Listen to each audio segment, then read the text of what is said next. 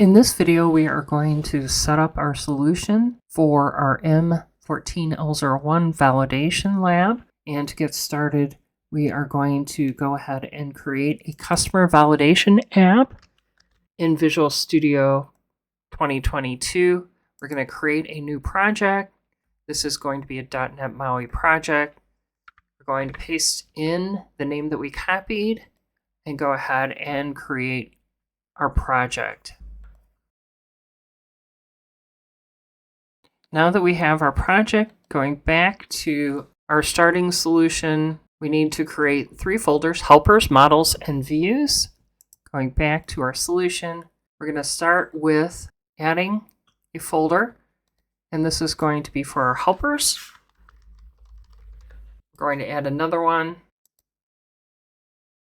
This is going to be for our models, and the last one is going to be for our views. Going back to our starting code, this is going to be where we need to create a XAML file called customer view in our views directory. So let's go ahead and do that. Switching back, in our views, we're going to right click, add new item. This is going to be a .NET MAUI with XAML. We're going to call this customer view. Once that's created, going back, we need to get rid of our main page, and we also need to create a customer class. Let's go ahead and copy in the properties and the constructors for that customer class. Going back to Visual Studio, we're going to get rid of our main page, and you'll notice here that I have 2 different files. This was something that happened after I updated. We want to make sure if we have had that update that we get rid of both of those files. And in this case, we are going to go to our models and create a new customer class. This is just a POCO, so a normal class file, plain old C# object. This is going to be customer. Changing this to public, we are going to go ahead and copy in the properties and the constructors. Now, if we go back to our creating page, we have another class that we need to create, and this is going to be in the helpers directory, and we need to implement the data template selector interface. Going back to Visual Studio, in our helpers, we want to go ahead and add a new item. This is going to be a class. Going to paste in that name. Make sure that there's no spaces between the R and the period before the CS. Go ahead and add that. Change this to public.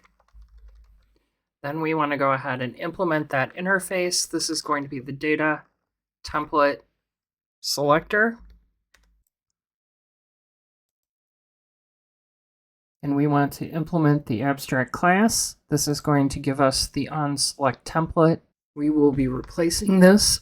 If we go back to our page that has all of our code, we are going to essentially copy in this code. I'll explain it in just a second. Adding this, we have 2 different data templates that are going to be defined as properties. And let's go ahead and bring in our using statement here. One's going to be an even template and one's going to be an uneven template. And essentially what we want to do is we want to use different templates to color each even and odd row. You've seen probably on the web where we have alternating colors for even and odds on lists. And in our case, we want to apply this to our collection view. And if we take a look at this, we have a little bit of a formula in here that's essentially going to get the index of the item that's in that container. And then it's going to essentially perform a modulus 2 and determine whether it's equal to 0. And if it has a remainder of 0, then it's going to use the even template. Otherwise, it's going to use the uneven template or the odd template. And this is the way that we can go ahead and apply different styling for each of those even and odd rows that are in our collection view. We'll take a look at what the XAML looks like after we bring that in. So let's go back and let's grab that XAML. It's kind of long here. Copy all of it. Let's go back and let's paste that into our customer view, replacing our vertical stack layout. And we're going to go scroll up to the very top. And in this case, we have an even template that we're defining. And that even template is essentially going to give us a different background color. Unfortunately, you can see here that we have the gray 100.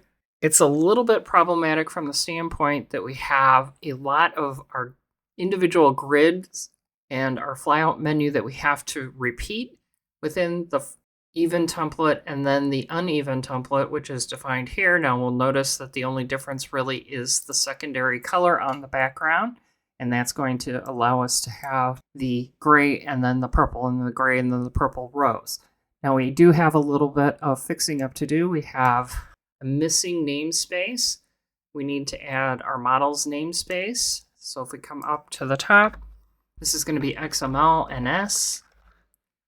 M is going to be equal to, and then if we start typing customer validation app, we should get to the models. We can bring that in.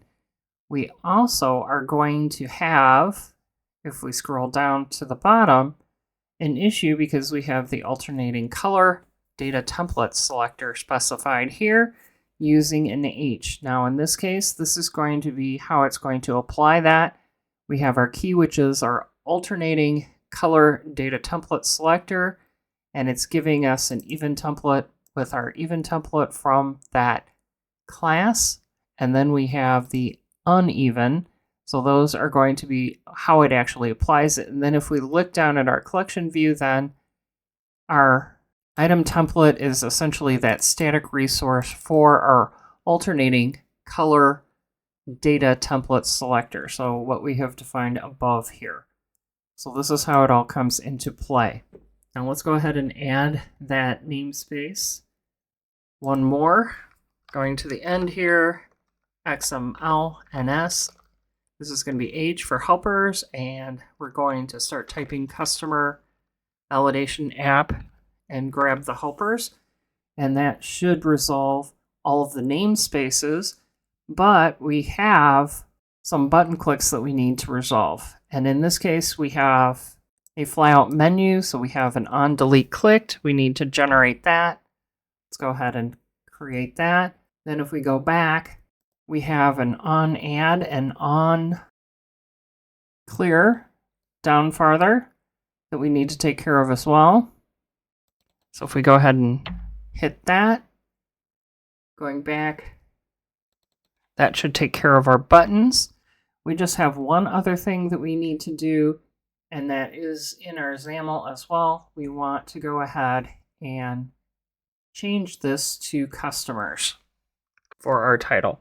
So if we go ahead and save this, going back to our page, we've already gone ahead and generated our button clicks, and we've also changed the name. The next thing we want to do is apply the iNotify property changed interface to the code behind, and we want to add some properties and class fields. So let's go ahead and do that. So going back, we're going to go into the code behind and apply the iNotify change interface, property changed.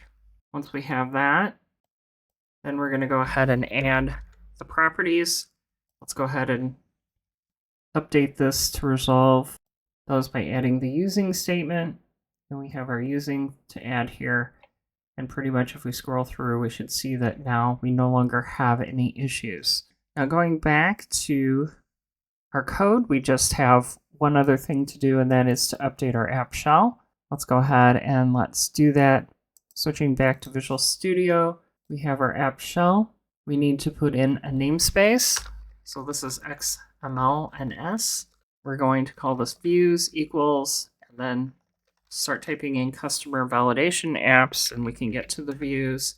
Change this to view and customer view, and then we're going to update our route to our customer view. And we're overriding this, so we don't need to change that. We can leave that as is. And that pretty much is going to wrap up our generation of our starting file.